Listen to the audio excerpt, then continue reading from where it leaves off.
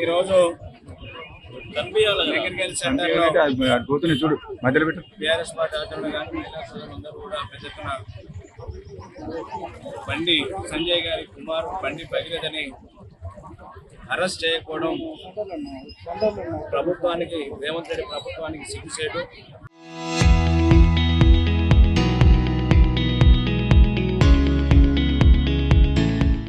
దాదాపు ఈ రోజు 7వ రోజు గడుస్తున్నా కూడా రేవంత్ రెడ్డి గారు ఇంటనే దాచిపెట్టినట్టుగా అనేక రకాల అనుమానాలు యూట్యూబ్ ఛానల్ కానీ చాలా మందికి అనుమానాలు వస్తున్నాయి.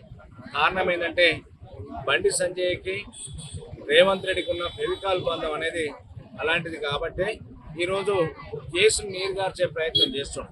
దొంగలపడ్డ 6 నెలల కుక్కల ముద్దగా 3-4 అయినాక సిట్ వేస్తాడు.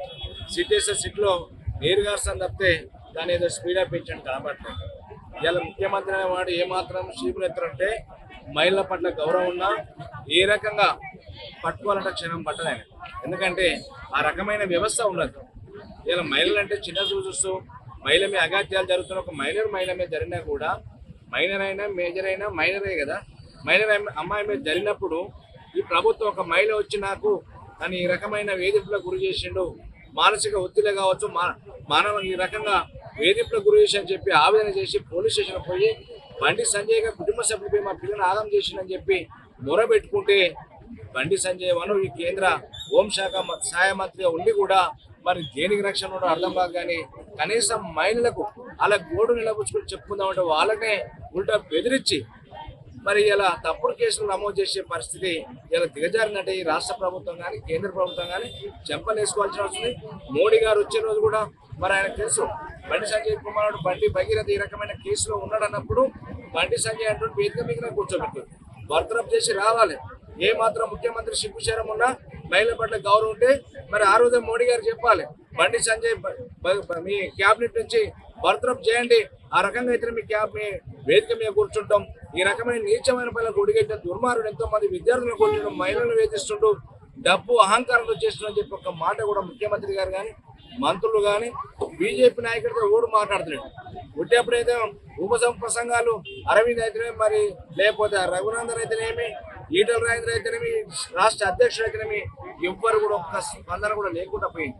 అంటే మహిళలు అంటే ఏ రకమైన చిన్న చూపిస్తారో దీన్ని బట్టి అర్థమవుతుంది. అంటే కేంద్ర హోంశాఖ శాఖ మంత్రి కొడుకంటే ఒక న్యాయం, మరి పేదవాడి కంటే ఒక న్యాయం జరిగే పరిస్థితిలో రేవంత్ రెడ్డి ఈ ఫెవికాల్ బంధంతో ఇవాళ సంజయ్ కుమారుని తన ఇంట్లో పెట్టి దాచేట్టుగా ప్రజలకు అనుమానం కలుగుతుంది తప్పితే మరొకటిగా ఏ మాత్రం కూడా బీజేపీ వాళ్ళ సిద్ధాంతాలకు మరి కట్టుబాటు ఉంటే ఖచ్చితంగా బర్తరఫ్ చేయాలి. సంజయ్ని క్యాబినెట్ బర్తరఫ్ చేయాలి. ముఖ్యమంత్రి అనేవారు కూడా రేవంత్ రెడ్డి గారు కూడా ఖచ్చితంగా ఆ నిందితులను పట్టుకొని రిమాండ్ చేసి ఆ కుటుంబానికి అండగా ఉండాలి. ఇప్పటికే కుటుంబ సభ్యులు ఇంటి చుట్టూ పోలీసులు పరారు తిరుగుతారంట.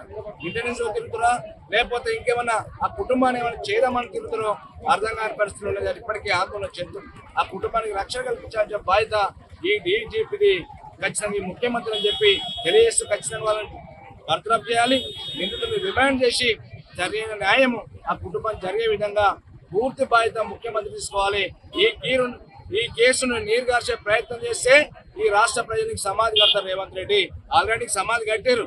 ఇంకా తప్పులు చేసుకుని పోతుంటే ఇంక సమాధి కట్టక తప్పదు. మహిళలని తరిమి కొట్టే పరిస్థితి ఉంటుంది. ఈ మొగోడి ప్రభుత్వం నడిపి రండ ప్రభుత్వం నడిపేకని చెప్పి కూడా ఈ సందర్భం తెలియదు.